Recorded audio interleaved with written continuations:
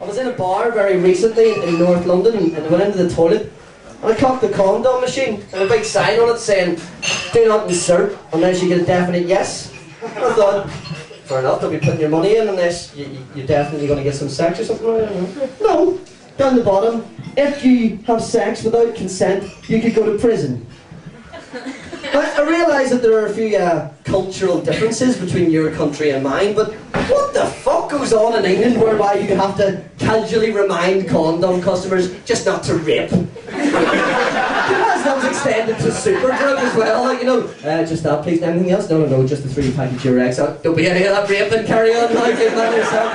There's the receipt. What do you actually think's going to happen there? That there's just going to be some lad putting his money in one day and just not know? Hold on a second.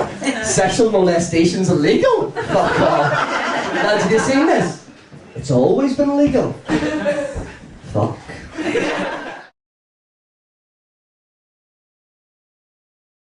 I have a black friend. No, that's not the joke. I have this black friend. He was telling me this thing. I was really shocked by it, but apparently last year there was a football game in Italy and there were black footballers on the field and like white racist skinheads were throwing bananas at them. Did you hear about this? Yeah. I had never heard about it before and I was like, oh fuck, that's awful. And he just made a little joke out of it and he was like, well, it just makes him really nervous to eat bananas in front of white people. Oh, and I understand that. I totally get that, you know, because I get really nervous about eating dogs in front of white people.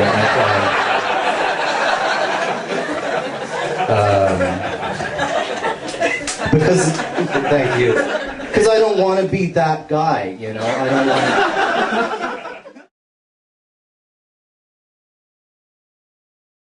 My name is Rachel Stubbings and I have a problem with anger management. Cool. These things piss me off. Anyone in a rugby shirt. Blokes that wear white sports socks. Blokes that are really into sport. Women that are really into sport. Sport.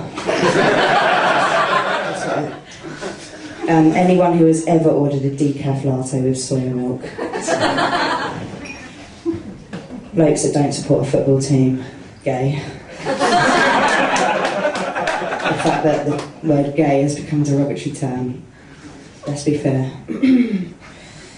The point in a relationship where you change from seeing each other to being girlfriend and boyfriend, otherwise known as the end. People that do that.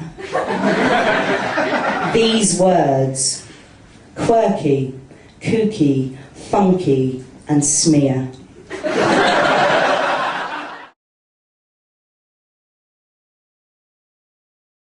Whenever I'm nervous, I go for a pre-game poo. So there I was a couple of months ago before a big gig, very nervous, and thought I'd go and have a bit of Joey time.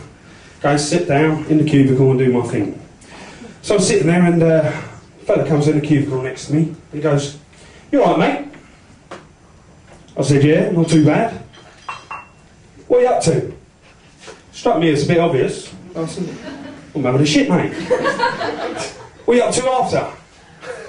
I said, well, I'll probably have a wipe, wash my hands, go and have a few beers. He said, "Sorry mate, I'm going to have to phone you in a minute. Some dickhead in the toilet next to you thinks I'm talking to you."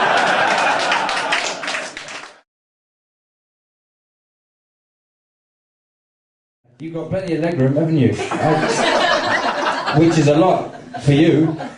You little giant down there. That's fine. What are you doing later? What are you doing now? What is time? Do you live alone? Have you got a cat? What turns you on? What excites you? What drives you? Are you driven? What gets you goat? Who gets you goat? Do you have a goat? Get it yourself. Get your own goat, you lazy. You've been sitting there all evening. Honestly, what puts you out? Do you need putting out? Are you on fire? Are you a cat? Are you a cat? You can't, when the cat's away, you know what they say? What do they say? The cat's away, our answer is male. He doesn't get it. Sometimes I forward it to him if it's important. It's not really. Because he's a cat. But, you know, sometimes a mouse would write to the cat, "Dear cat, why is it that you never write?" I'm the one that's supposed to be playing hard to get. Because I'm a mouse.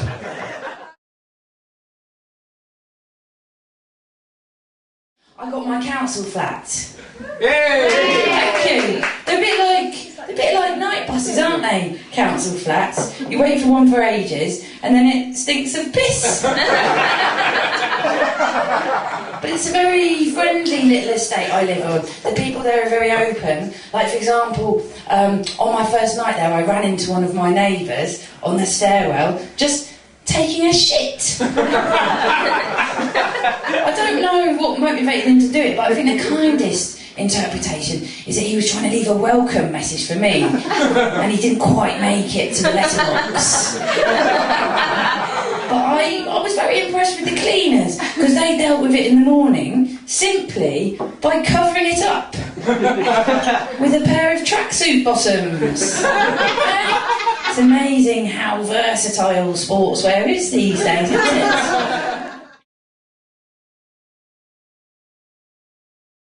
And I'm sure you've experienced this as well, that when you walk into a shop, sometimes the security guard watches you so hard, they force you to buy shit you don't want.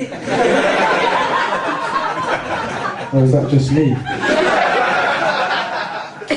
One time I went into a shop here, I looked around, and the security guard looked at me so hard, he forced me to buy tampons and cufflinks. Serious.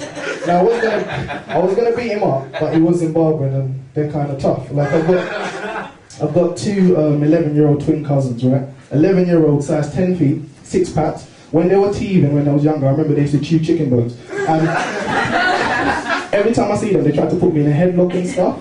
And when I turned 21, they gave me the birthday bumps, both of them. And I was like, Tina, Amber, let me down.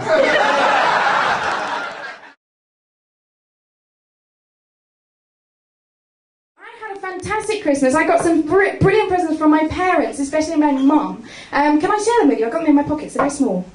So right? Can I show them? Okay. So my favourite present, the first present I opened up on Christmas Day from my mother. It's a rape alarm. This is nice.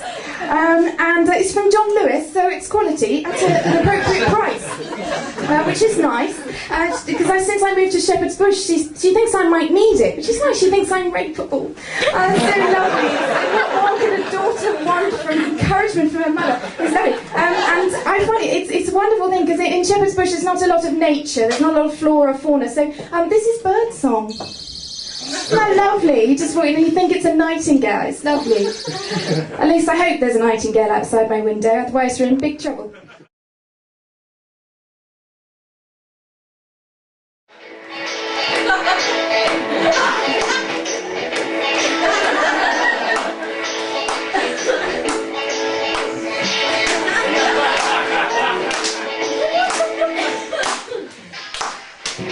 Oh, that jazz!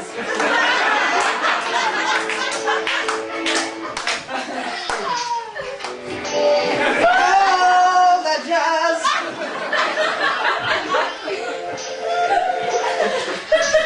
And oh, that jazz!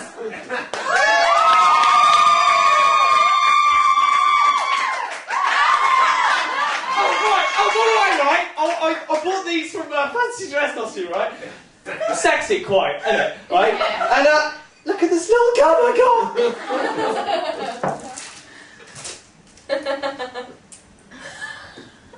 Yeah! It's small, but it works. We both reached for the gun. It was quite small, we couldn't find it.